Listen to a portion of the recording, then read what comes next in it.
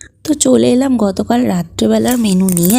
তো চলো বন্ধুরা, মেনুগুলো তোমাদেরকে এক এক করে দেখিয়ে দিই। তো এই যে রয়েছে হচ্ছে 1 হাঁড়ি ভাত, এখন 1 হাঁড়ি না, এখন 1 হাঁড়ির থেকে একটু কমই কিন্তু রয়েছে।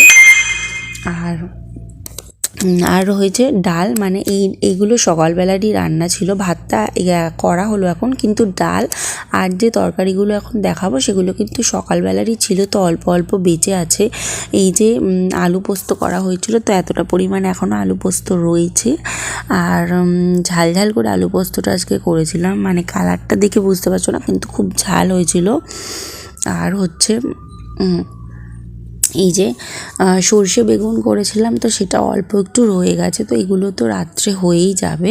তো তার সাথে আরও কিছু ভাবছি রান্না করব, মাছের কিছু করব। তো সকালের মাছ তো খাওয়া হয়ে গেছে, তো এই জন্য ভাবলাম রাত্রিবেলা মাছের কিছু আইটেম বানাই। তো দেখি ফ্রিজে কী কী মাছ রয়েছে। তো এই যে এটা হচ্ছে মানে আর মাছের মাথা, তো এই যে মাথার কাটা দিয়ে তেল ঝাল করব ভাবছি। আর ওইখানে আরও অনেক রকম মাছ রয়েছে, তো দেখি অন্য কোনো মাছ করলে করতে পারি। তো দেখছি কোনটাতে কি মাছ রয়েছে বোঝা যায় না। তো এই যে এটা হচ্ছে শোল মাছ রয়েছে, শোল মাছ। তো শোল মাছের তো কষা কষা ভালো লাগবে না, পাতলা ঝোলই ভালো লাগবে। এই যেটা হচ্ছে মাছের লেজা, আর মাছের ডিমও আছে অল্প একটু ওর ভেতর।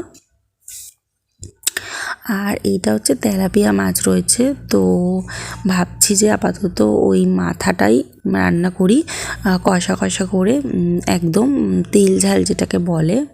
তো এটা এতটা পরিমাণ জমে গেছে যে খুলতে পারছি না এখন। তো চলো আগে বরফটা কাটিয়ে নিই, পরে তোমাদেরকে দেখাচ্ছি। তো কিছুটা সময় আগেই এখন বার করে রাখতে হবে, তাহলে আস্তে আস্তে বরফটা কেটে যাবে। তো এই যে পরে যখন রান্না করছিলাম তখন একটুখানি ক্লিপিংস নিয়েছিলাম। তো এই যে এখনও পর্যন্ত 1-1.5 ঘন্টা হয়ে গেছে, এখনও পর্যন্ত মানে ঠান্ডা ভাবটা কাটেনি, তবে হ্যাঁ বরফটা ছেড়ে গেছে।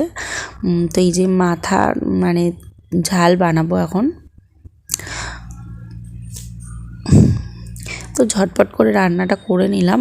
তো এই যে একদম কষা কষা করে শুকনো শুকনো করে নামিয়েছি, গা মাখা মাখা করে। তো যেহেতু অনেক তরকারি রয়েছে, তো এটা আর বেশি ঝোল রাখিনি। আর এর সাথে রয়েছে হচ্ছে মিষ্টি, তো কমলাভোগ মিষ্টি।